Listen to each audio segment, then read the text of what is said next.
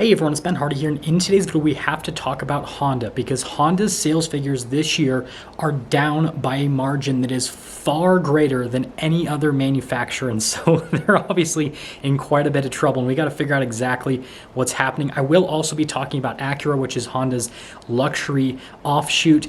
But with that being said, as always, if you want to save time and money the next time you purchase a car, link to my car buying guide in the description down below. And if you want to see more content just like this, then I recommend you subscribe because I post these videos every single day. Let's dive right into it.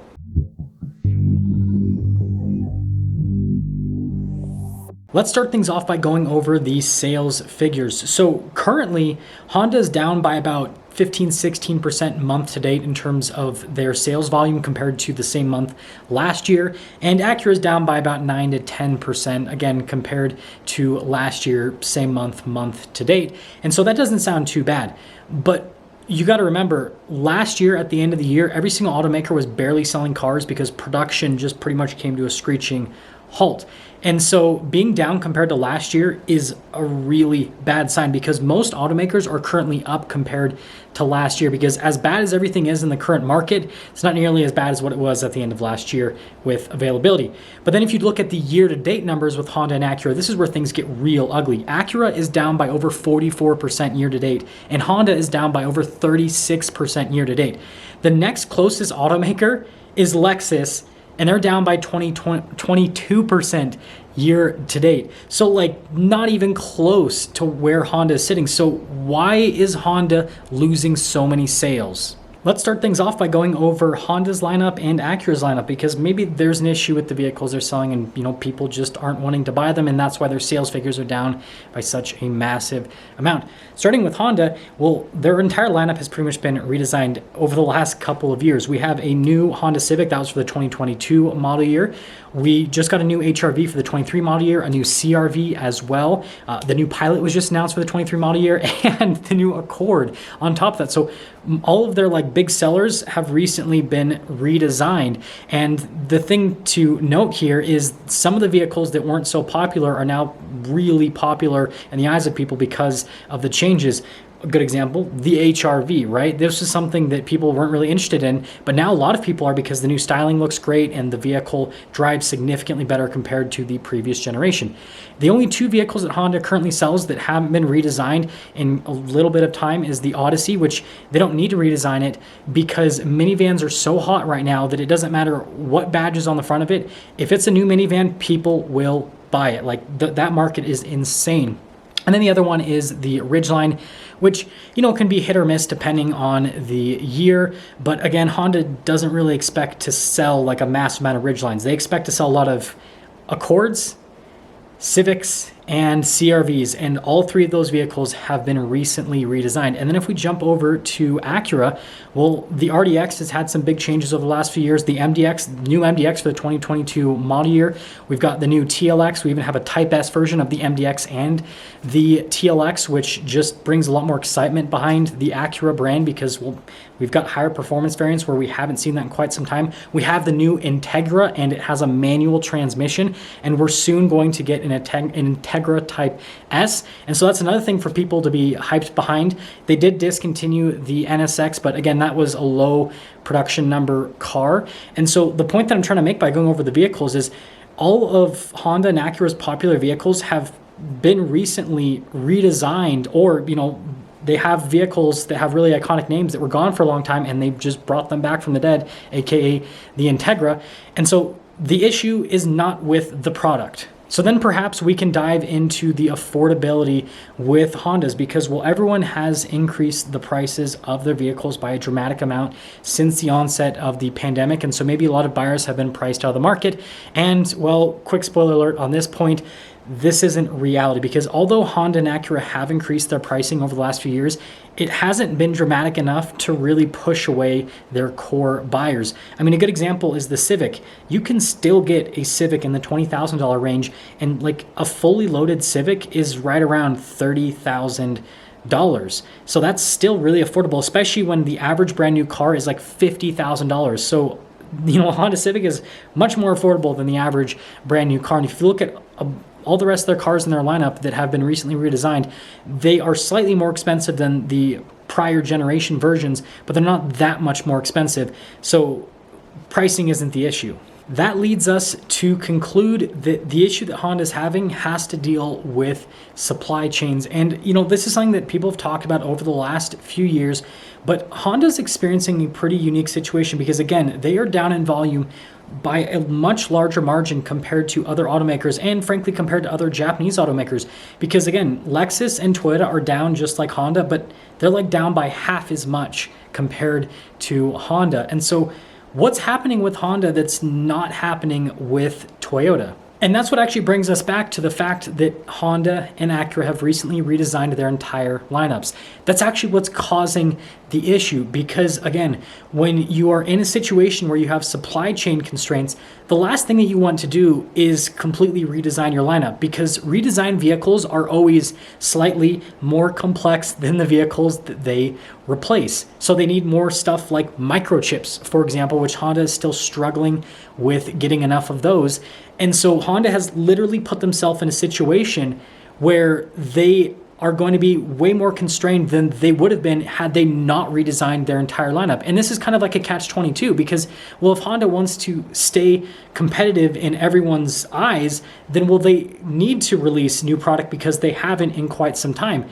But at the same time, they've now, again, put themselves in a situation where they have all these nice new shiny vehicles and they can't produce any of them because they just don't have the necessary supply. So then let's talk about what this is going to do to Honda and Acura in the short term and then also in the long term.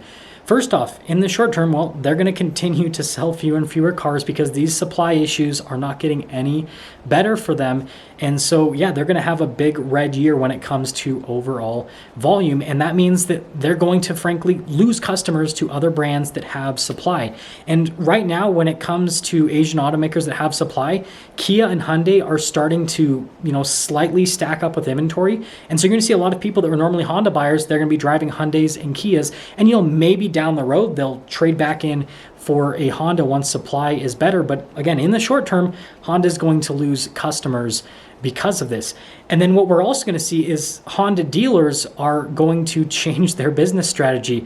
They're most likely going to focus more on selling used cars rather than new cars because new car availability is so bad. And I've already seen this happen in real time where, prior to the pandemic, Honda dealers and Acura dealers wouldn't really have all that much used inventory because they were able to sell a ton of new product, and that's, was good enough to make enough money to where they just didn't really care.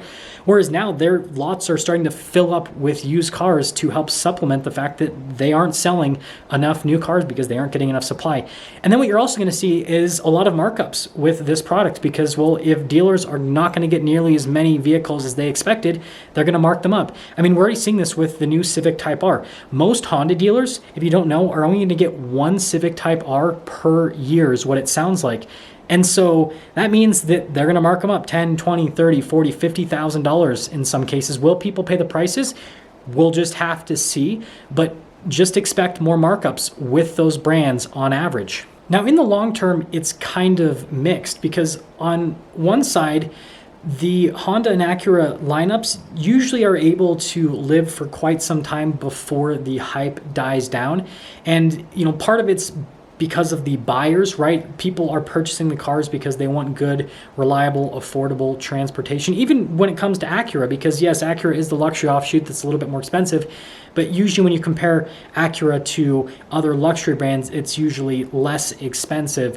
And so they're willing to wait. They don't need to get like the first model year of a vehicle. And again, especially if you're buying a vehicle for reliability, you usually don't want the first model year.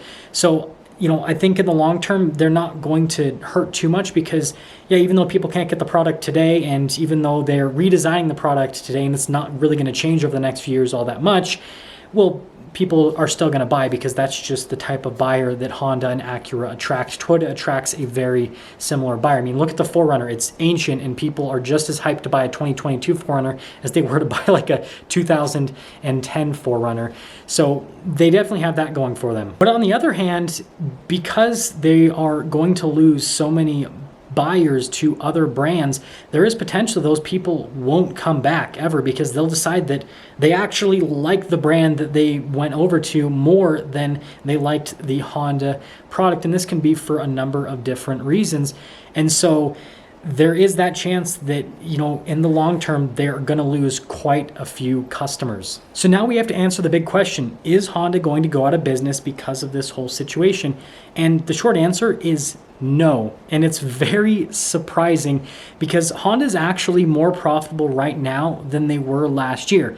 And again, on the surface, it makes absolutely no logical sense because they are selling fewer cars and it's costing them more money to produce the cars that they produce because, again, they're slightly more complex and, well, labor is more expensive and materials are more expensive. However, Honda's motorcycle division is absolutely killing it.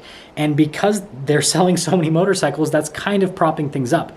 But the biggest thing that's actually propping up Honda is the US dollar. So over the course of the year, because of everything that's happening in the US economy with inflation and inflation around the world, well, the US dollar is now a safe haven asset for a lot of people. And so the dollar's value has absolutely skyrocketed. And so what that means for Honda, that's a Japanese company, is when they sell product in the US market and then transfer those US dollar profits into yen, they're basically just getting free money for transferring the US currency into yen. Because again, you have to understand, most of their supply and most of their costs are going to happen in yen, whereas a lot of their profits are going to happen in US dollars. And so the dollar is literally propping up Honda and making them more profitable. And so they literally just absolutely lucked out because of the whole situation that's happening. Or maybe, it was completely planned because the people at Honda were able to see into the future. But I mean, that, to me, stuff like that, like I said, as soon as I found this out, I was like, that is absolutely crazy that it's happening that way. However, that does put Honda in an interesting predicament where if the US dollar declines for any reason, then that's going to cause them a lot of pain unless they have fixed their supply issues by that point. And so this is a situation that I'm actually going to closely monitor because, again, it's super unique. I don't see anything else like this happening in the automotive industry. Again, it's happening to Toyota to an extent, but it's just Honda's whole situation is far more extreme. And so if I get any updates, I'll make future update videos on the situation. But I want you guys to let me know what you think about this situation and the conclusion, because again, it's absolutely mind-blowing. But if you want to see more videos just like this, then like I said, I'd recommend you subscribe because I post this content every single day. I'll see ya.